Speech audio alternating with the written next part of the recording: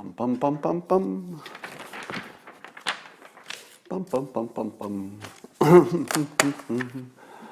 bum bum bum bum.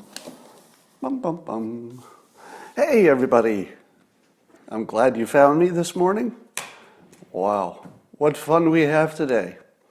Once again, our news is full of nothing but happy things. Well, that's not 100% true, but most of the news is good news. And in order to enjoy it to its fullest, what do you need? I think you know. You need a cup or a mug or a glass, a tankard, chalice or stein, a canteen, jug or flask, a vessel of any kind. Fill it with your favorite liquid. I think you know I like coffee. And join me now for the unparalleled pleasure, the dopamine hit of the day, the thing that makes everything better. The simultaneous sip. Go.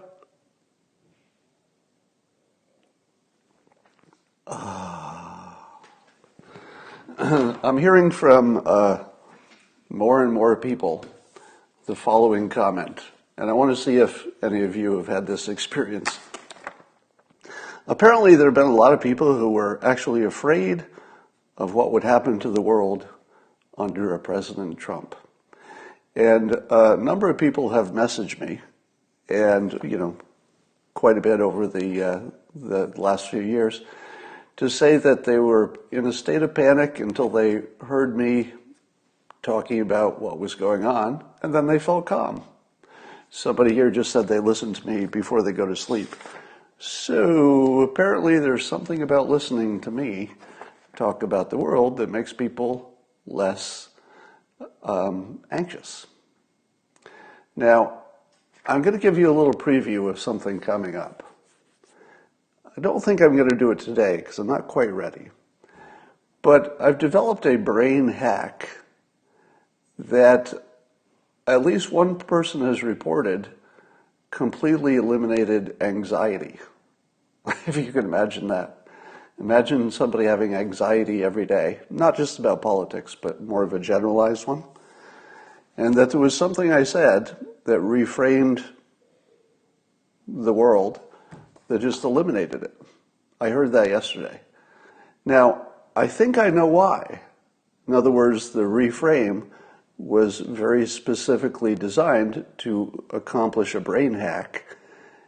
I'm surprised it worked, but I'm going to test it out with any of you, but that's coming up. That won't be today.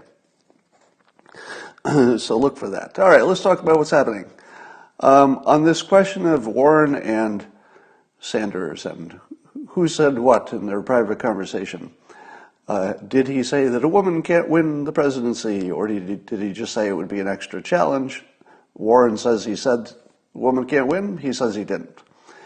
So author James Poniewozik tweeted, and this very much agrees with what I said. He said a plausible scenario is they meet, both want to run, so that part we know is true.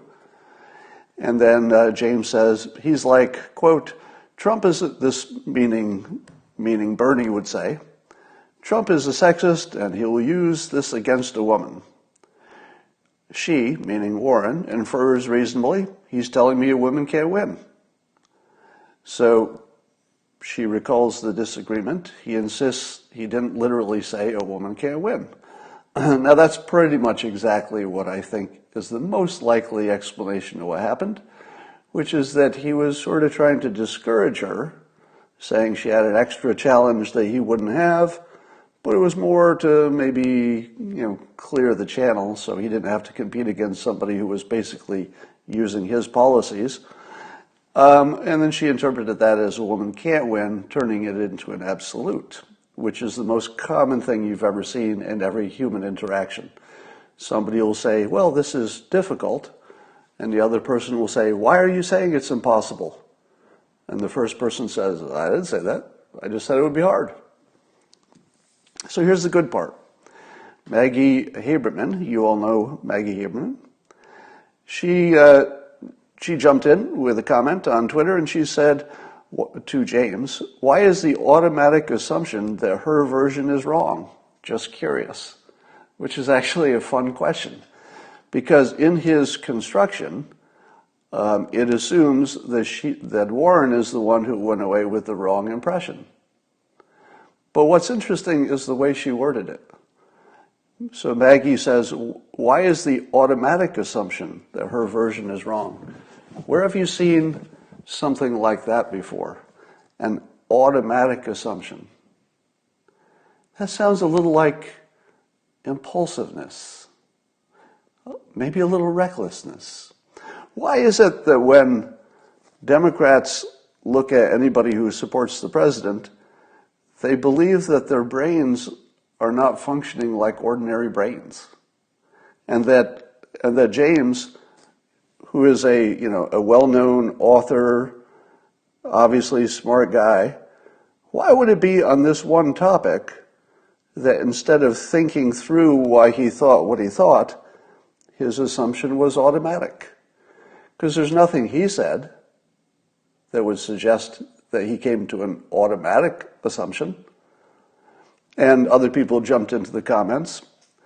I jumped in too, and I asked Maggie, why assume it's automatic? Why would you assume that about anybody? Why would you assume that anybody made an impulsive decision? Why would you assume that anybody made an automatic decision? There's no evidence of that. I only know people who think about things and then make decisions. I've never heard of this automatic impulsive thing. Why is it that Democrats think that Republicans don't have normal functioning brains that work the way everybody else does? You think of stuff and then you make a decision. Who makes decisions without the thinking part? It's not really a thing. I mean, we do make unconscious decisions, subconscious, we're influenced by our biases and all that, but it's never automatic. So this prompted one of my tweets in which I was wondering, so this is what I said: thanks to the miracle of cognitive dissonance, Democrats can only explain what they see in politics by believing that Trump has been, quote, lucky for several decades in a row, because you'd have to believe that. If you believe that it's not skill, you'd have to believe that for several decades, let's say starting from the time he recovered from bankruptcy. Now, recovering from bankruptcy is not easy. He probably owed more than just about anybody in the world owed anybody, and somehow recovered. And so if you start from that point and say, oh, let's just start measuring from that point, because you've got a few decades, right?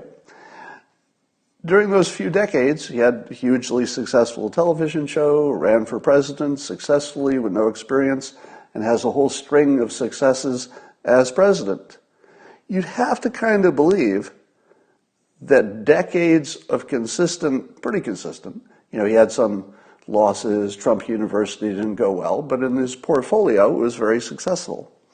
So you'd have to assume that he was lucky for decades and that he's operating on impulsiveness alone, that there's no thinking. It's just weird criminal impulsiveness that ended up working perfectly for decades in a row. And how do you explain your environment that way? Now compare that to the alternate explanation. I'm famous for offering the alternate explanation of Trump, and it goes like this.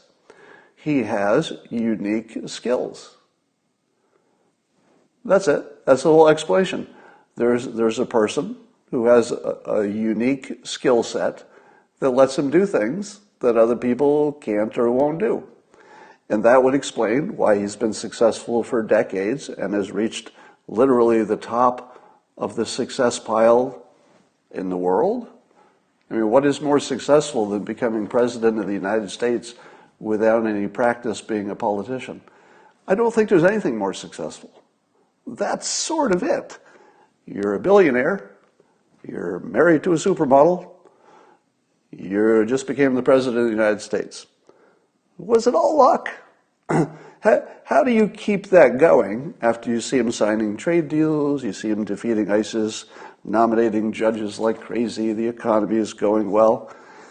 Iran seems to be tamed at the moment. North Korea seems to like President Trump, and they're not exactly pointing their weapons in our direction, at least not the way they were in the past. How do you conceive of your world that it was all luck? Anyway, one of those theories is batshit crazy, the other one is not. Speaking of mild curse words, I tweeted at YouTube, just using their public Twitter account, and mentioned that I get demonetized every day for no good reason. YouTube, to my surprise, tweeted back and said they'd look into it. Now, who they is whoever's operating their social media Twitter site for YouTube, so that doesn't mean that they have the power to look into it. But whoever it was said they'd look into it and suggested that perhaps it's because my content falls into the category of sensitive stuff that advertisers are a little wary of. Now, I'm willing to accept that explanation. It's possible that there's nothing going on except I talk about the news and they've decided that the news is a sensitive category that advertisers may be less inclined to be associated with. Could be. But it's easy to demonstrate that. So I tweeted back and said, essentially, I'm paraphrasing, that I'd accept that as a reasonable explanation of what's going on with no other explanation under this condition. That everybody else who is talking about the headlines, and that's all I talk about. I literally look at CNN, I look at Fox News, I look at the other headlines, and I just talk about the headlines. I put my opinion on it, but it's not like I'm dangerous. There's nothing dangerous that I'm doing other than a few curse words now and then, and I don't see people being demonetized for a few curse words now and then. So that's my challenge to the YouTube Twitter account is can you confirm or deny that everybody who talks about the headlines is demonetized? But you'd also have to ask this question. Why is it always reversed? As in, always reversed. Now, when I say always, I don't really mean 100%. A few of them have not been reversed, but it's rare. But the ones that were not reversed weren't really any different than the ones that were. So they look more like mistakes than some kind of a decision. So YouTube has now, in public, engaged me on the question of whether I'm being treated unfairly compared to other people who have similar talking about the headlines content. So far, they have not responded as of the last time I checked, but that doesn't mean they won't respond. So we'll be watching that. Somebody says, why does YouTube run ads on my channel? Well, after a day, they do get remonetized. So we appeal it manually, and we say, this doesn't look like a fair decision to demonetize, but it takes a day or so to remonetize, and then ads will run. Now, some people have reported, I haven't checked it for myself, I don't think I can check on my account. I'd have to be not logged in, I guess, because I pay so I don't see ads. But if I log in, I would see what some people are reporting, that the ads are running from the first day. So why don't you do this for me? I'm sure that today I'll be demonetized as always, but see if any ads run from the first few hours. Because if you see a newish post on YouTube and the ads are running, I'm not getting paid for that as far as I know. I could be wrong. Maybe they put it in some kind of an escrow until they work out the demonetization. I don't know. Questions. All right, let's talk about some other stuff. I tweeted that I'm kind of looking forward to, and maybe this is just me, but I'm hoping that we have another impeachment after this one fails, because stocks do really good under impeachments. So I'm making a lot of money on this impeachment. Let me check the stocks today. Well, looks like stocks are up again today, pretty nicely. And the longer that and even Bitcoin is up, a lot of stuff is up. So if we could get maybe one more of these impeachments, maybe two more this year, I know they take a long time, but if we get this one done quickly, I think we'll have time to get maybe two more in, just for economic reasons, because apparently it's just great for the stock market. But that's not the only thing it's good for, and this is the funny part. As pundits have pointed out, President Trump is counter-programming the impeachment by trying to get a lot of accomplishments and doing a lot of things that will take your attention away from the impeachment theater to his accomplishments, meaning that he's had one of the best months a president has ever had. Is it my imagination that the past 30 days, President Trump has accomplished more than what? Every president ever in the history of presidents? I mean, I'm no historian, but I'd be real surprised if anybody's ever had a better 30 days of presidency. I mean, this is pretty good stuff. You know, 2 major trade deals, took out the top terrorist in the region. Economy is just screaming. The stock market is at a new high. I mean, seriously, has any president had a better 30 days than this one? So the weird thing about it, and I just want to put this thought in your head, much is made of the president's personality, his character. And some of the complaints, you could say to yourself, even if you're a big supporter, you could say to yourself, I can see that. You know, I can see why you don't like that. It doesn't bother me personally. Yeah, but I can see why you don't like that. So there are definitely parts of the president's personality which reasonable people can disagree with. Some say, no big deal, he's just joking. Some say it offends you. You're all entitled to your opinion. But here's one thing I think we all agree on in terms of his personality. He is one competitive mofo. If he's in a contest and there's going to be a winner and the loser, you're going to watch his game elevate. Does anybody disagree with that, by the way? Is it not true that he said it directly? He thrives in tough competition.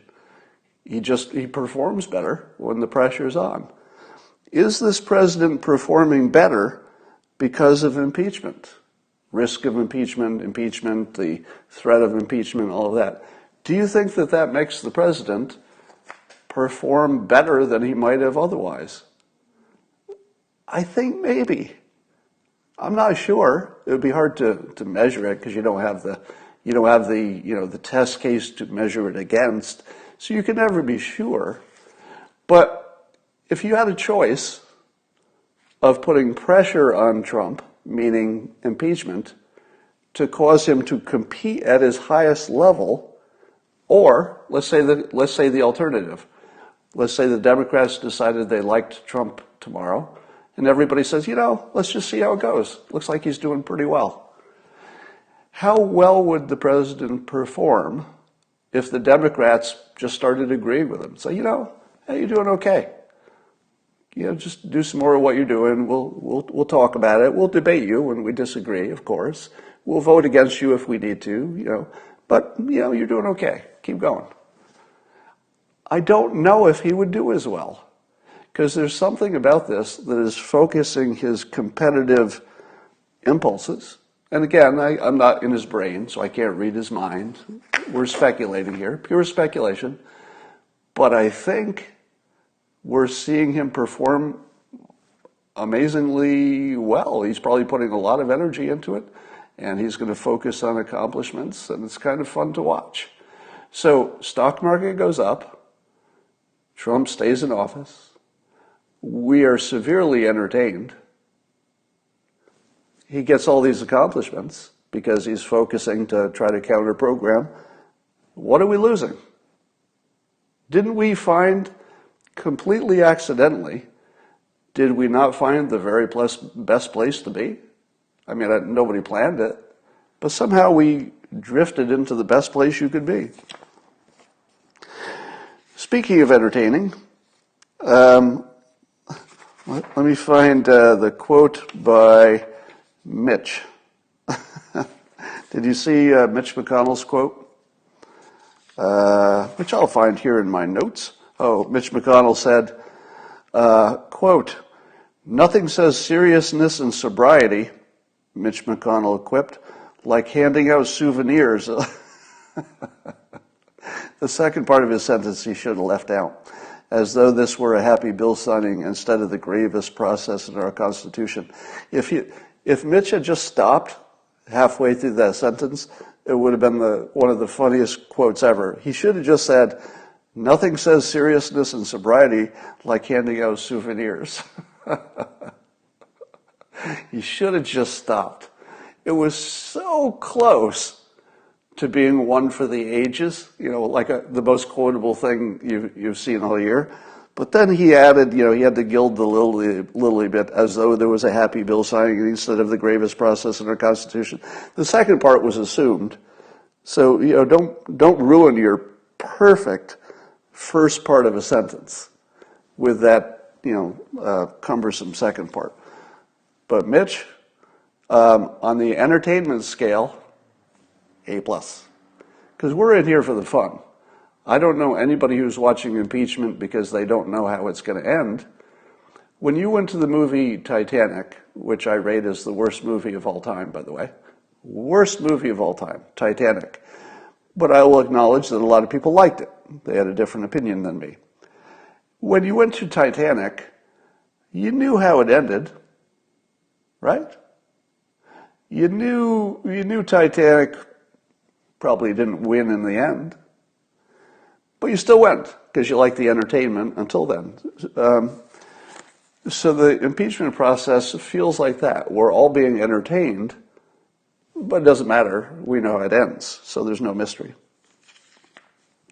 Speaking of how it ends, Reince Priebus had some interesting thoughts, which I will add to. And he said on one of the shows, he said, sometimes the best defense is the so what defense. You just say, well, what if everything you say is true? We're not even going to ask questions about it's true. What if it's all true? What if everything the Democrats are saying is true? Let's vote, because none of it's impeachable. And I thought, that's a pretty good defense. A good defense would be, might be true, might not be true, but you can assume it's all true. We don't even need any witnesses. We'll just take your word for it. Now let's vote. Nope, nothing there. Now, Reince also suggested that it was that he liked the witness reciprocity idea. This is Ted Cruz's idea, that if you get one witness, we get one witness, you get two, we get two, that sort of thing. And that's one way to go, sure. But isn't the complaint that the Republicans didn't get their witnesses during the House? Because the House was in charge, and the Republicans complained we didn't get to have all of our witnesses.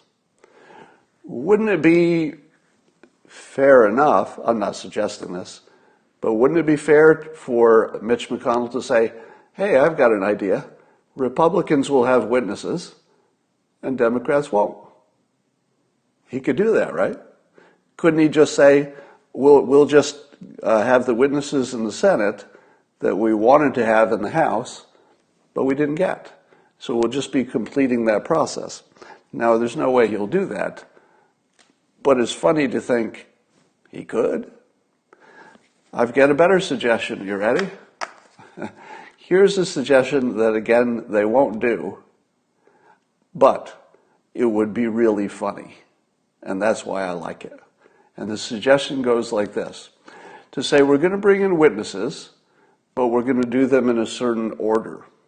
Because we don't want to bring in infinite witnesses and you keep adding them and we just keep going with witnesses. So we're going to do them in a rational order. Here's the rational order. The entire case against Trump rests on, wait for it, rests on this question. Was there a legitimate United States interest in asking about Biden and Burisma. So we're going to bring in witnesses to only ask that question. We'll bring in some Democrats, we'll bring in some Republicans, and we'll only ask that question. Was this a legitimate interest of the United States to look into it? Now, we already know because even the Democrats' top lawyer said, yeah, that's worth looking into. There you go. Then you bring in a Republican. I think I mistakenly called Turley and Dershowitz Republicans when I was talking about this yesterday. They're both Democrats. Even better. Bring in Turley, bring in Dershowitz, 3 Democrat lawyers, experts in the Constitution, and say, what do you think? Did this look like a legitimate thing for the United States to be looking into? All 3 Democrats will say yes. I'm pretty sure. Once they say yes, you're done.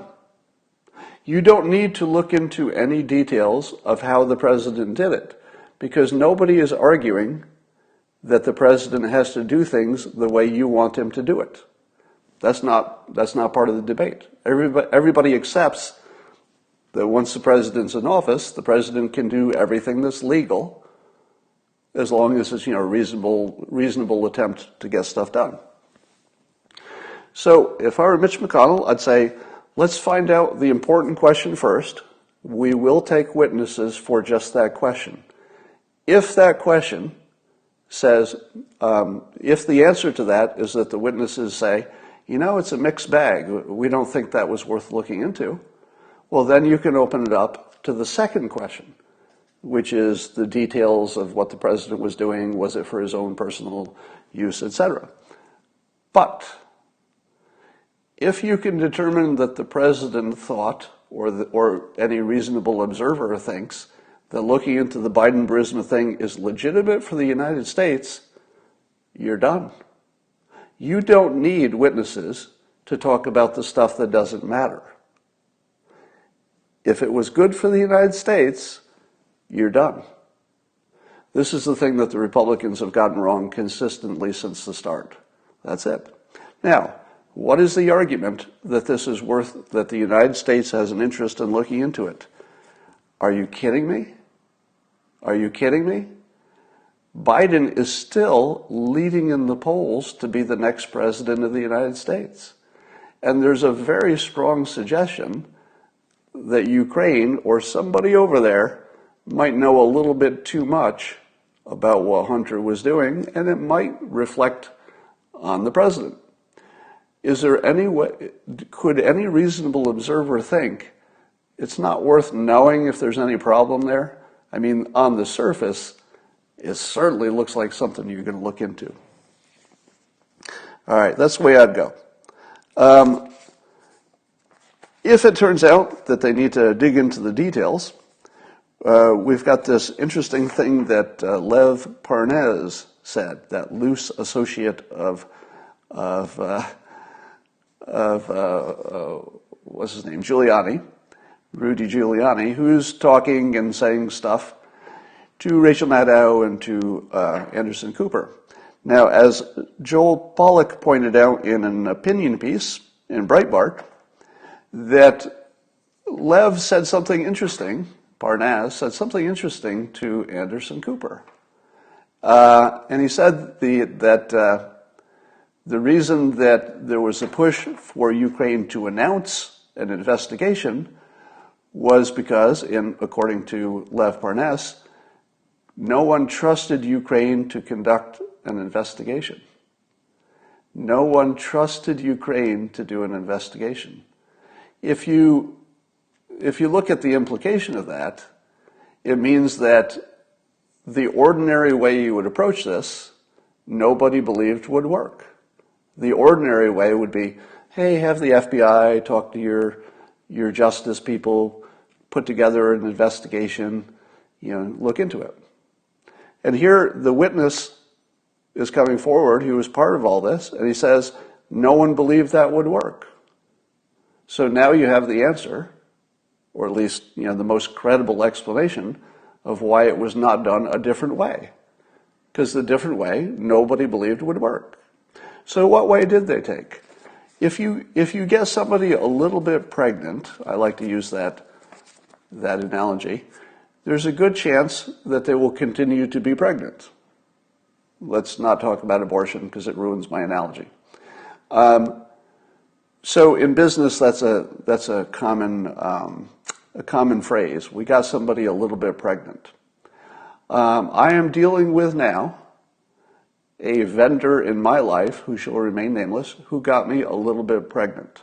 In other words, there's somebody who I gave a large amount of money to do a job. And now it turns out that that job will not be done for months when it should have been done in 1 month. Now, what can I do? Turns out that in this specific situation, it doesn't matter. No, it doesn't have anything to do with WenHub. It's in my personal life. It turns out that it would be really impractical for me to fire them at this point because they've done half the work. So I have no choice. I've just got to wait a few months because I just don't have an option that's economical and sensible. So this vendor got me a little bit pregnant, meaning now that they've started, now that I've paid, I can't really back out. Now they own me. They own me. I kind of got to do what they need. Now, I don't want to dwell on that. The point is that it would be a perfectly reasonable thing to do to try to get Ukraine to announce it, because the announcement gives you a little bit of pregnancy. In other words, if they've announced it, they're going to have to explain later why they're not doing anything about it, because they announced it. So it would put them in a position where they were liars, the government that is, of Ukraine, if they don't do something.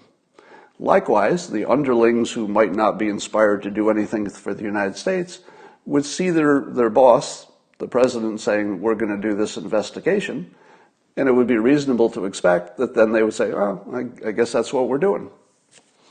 So, it seems to me that Lev Parnas has just explained away the whole problem. Explained away the whole problem. At least that's one interpretation of it. Now that's an opinion. We don't know what was in his mind.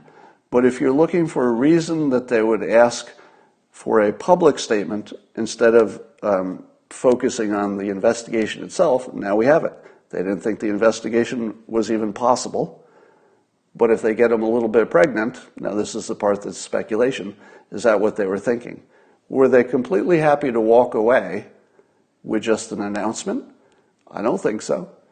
If you were in Rudy's shoes, would you say to yourself, if I get the announcement, I'm done? I don't need anything else? No. You would, of course, want the announcement plus the investigation. Of course. All right. Apparently there were 11 of our troops were actually injured, or at least they're being checked down for concussions based on the Iranian missile attack on the base in Iraq. And we're finding that out now. And of course, the big question will be, why are we finding this out now? Who is lying to us? But it looks like more of an abundance of caution and a judgment call, meaning that none of these people appeared to be injured in the physical way that you can see. So the early reports were nobody injured, but apparently when you're in the vicinity of these major missile bomb attacks, it's pretty common to get concussions from just the blast force. And so there's an abundance of caution. Some people they're having checked out to see if they, so we don't know how bad it is. Now, here's the thing. I think we're all better off that we didn't know this on day one. Somebody says, so he lied. No, that's not the reporting. So the reporting is not that the president or even the commanders in our forces in Iraq, there's no reporting that they knew on day one that these people would need follow-up care. It was a judgment call that they'd probably just shake it off, or you didn't know if they'd shake it off, or it's a wait and see.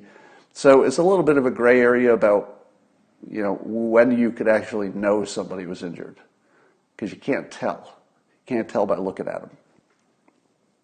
But concussions are pretty nasty things. You know, a concussion is a serious problem sometimes. Depends on the severity. If we'd known this on day one, would our public just demand a military attack? I'm kind of glad we didn't know this.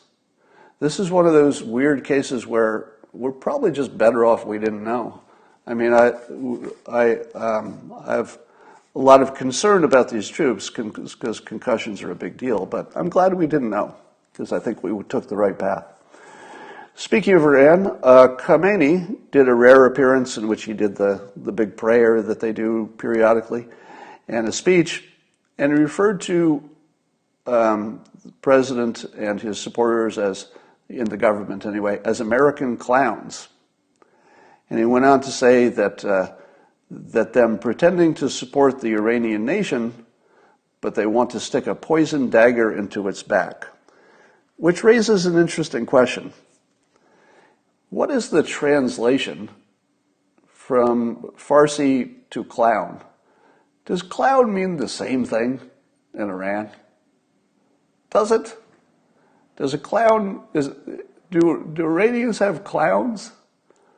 In Islam, is there such a thing as a clown? Because it might not mean the same thing, because he said that they're clowns, but they would be using a poison dagger to stab you in the back.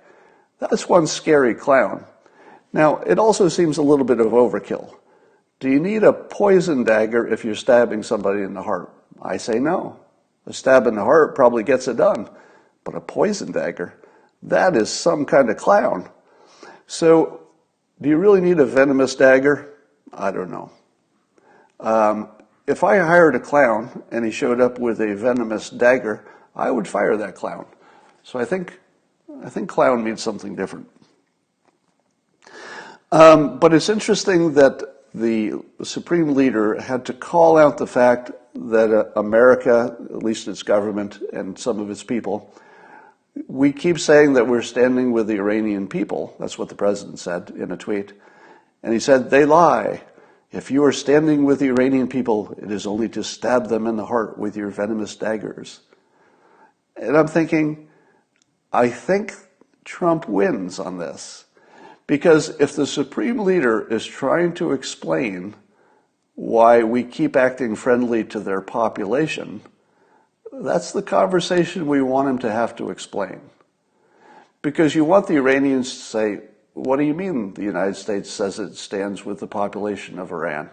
Did he actually say that? I hadn't heard that because I don't have the internet. But now I've heard it because the Supreme Leader had to defend it.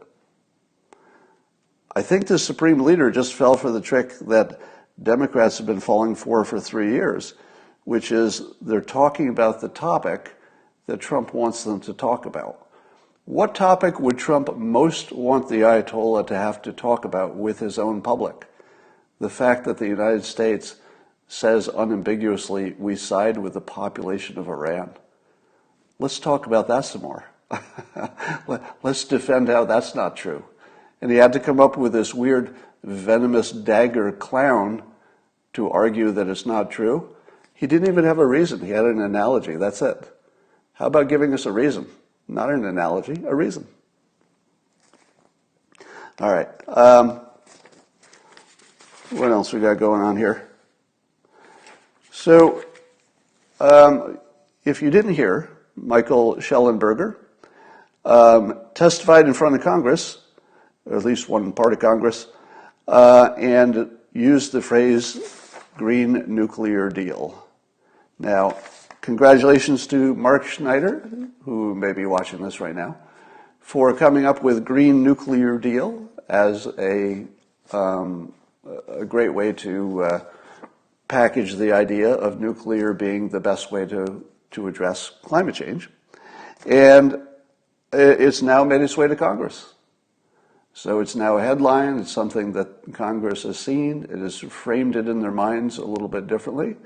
And congratulations to all of you, because I know that I try to boost both of these people as much as possible, Michael Shellenberger and Mark Schneider.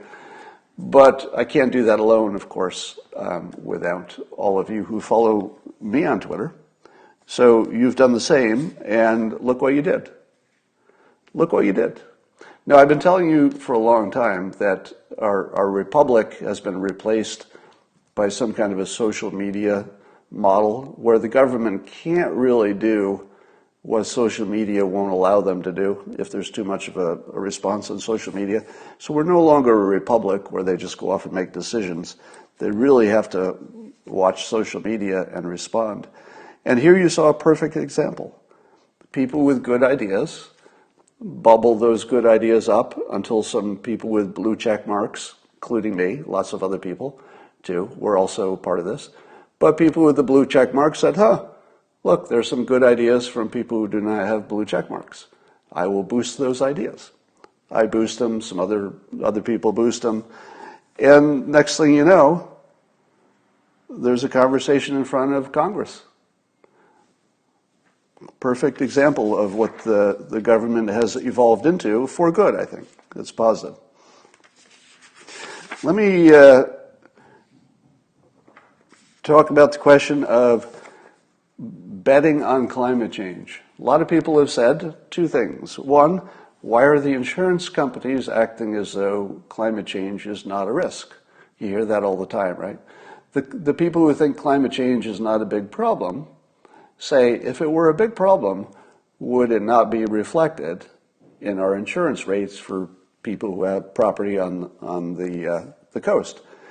Turns out, if you do a little Googling on this question, the insurance regulators and companies are really, really concerned about this. So it's one of the biggest issues in the insurance business is that there might be bankruptcy level risk from climate change. So we're definitely at the point where, for example, apparently coal plants are having a tough time getting insurance. So more companies are getting out of the business of insuring coal companies, somehow because of climate risk. I don't know if that means the coal companies are likely to be sued. I'm not sure exactly why they're getting out of that business, but they are. And if they keep getting out of that business, you can't have a coal plant.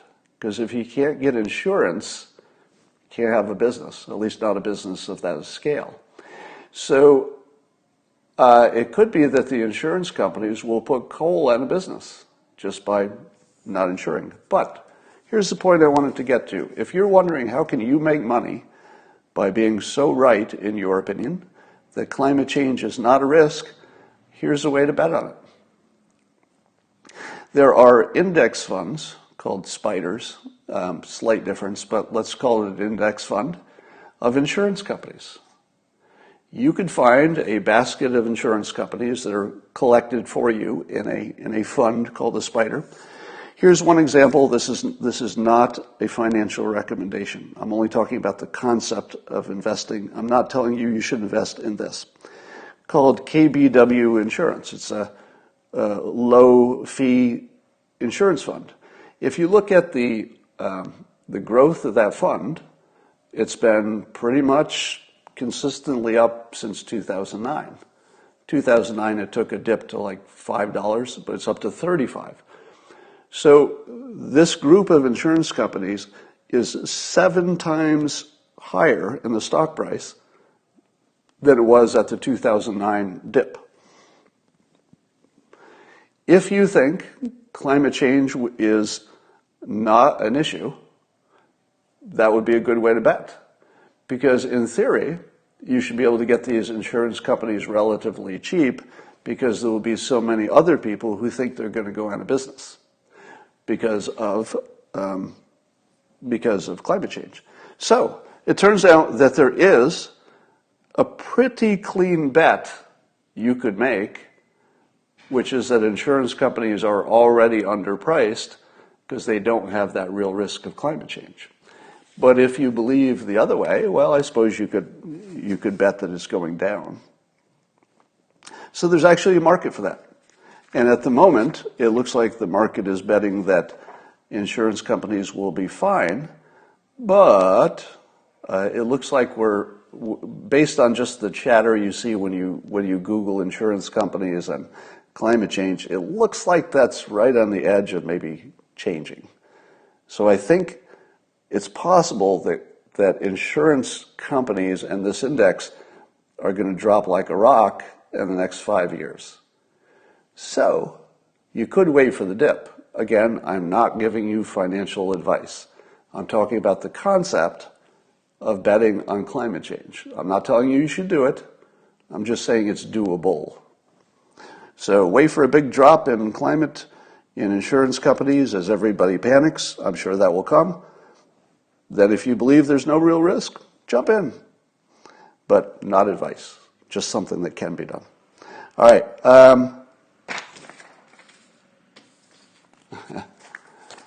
If you believe that, you should short the stock, some people say. That is correct. All right, so I think that's all we got. Let me give you an update on my studio situation because I think it's a fun concept. For the last few years, I've been trying to upgrade the quality of this, what you're watching. Try to get a bigger attention, etc. I have spent maybe $30,000 or $40,000 trying to do it so far. So far, for 2 years and $30,000 or $40,000 of effort, nothing I've done has been as good as sitting in front of my iPad with a cheap little $20 clip-on lavalier sitting at my desk. Now, if I could find something that's better than that, I'm going to do it. Now, I put another $9,000 into it this week. I bought a box from Telestream, a company that would allow me to, in theory, live stream to a number of different platforms at the same time. I've tried OBS software, I've tried Wirecast software, just the software version. This is the hardware version that has Wirecast built in. If you do podcasting, you've heard of Wirecast. So it's the software that allows you to stream to different platforms. In theory, the hardware will solve my problems that I couldn't solve every other way. But I've been wrong every time. So I'll let you know. So I'm going to be working on that over the weekend. The lavalier I'm using is just something I bought off of Amazon.com. I just bought whatever one had a high rating. They're very cheap. So you're talking about, $16 or $20. Apparently, the professional one isn't that much better. Somebody says it's your room that needs more tuning. Oh, have you had this problem with Amazon? Do you buy things on Amazon that end up being the miniature of the thing you thought you were buying? So a few weeks ago, I bought some bins, those big plastic bins for storage. I thought, I'm going to get some big plastic bins and put stuff in them. And the plastic bins show up, and they're only this big. I didn't even know anybody made plastic bins that are only this big. I ended up with the miniatures because I looked at the pictures. I didn't even look at the specs. I didn't even know anybody made a little plastic bin that looked like a big plastic bin but is only this big. And then the other day I bought a microphone screen. It's a cushioned screen that sits around your microphone to shield it from noise coming from the back side. So I buy this screen to put it on my desk, and I'm looking at it, and I'm thinking, well, obviously, the thing's probably this big. And I get it, it's like only this big. It's a miniature. So I keep buying miniatures because I don't check the sizes of stuff. Anyway, don't be like me. All right, I told you I would teach you a method for solving your anxiety. I'm going to do that as soon as I've got a little more crispness on that, and I'll do that at a different time. All right, that's all for now.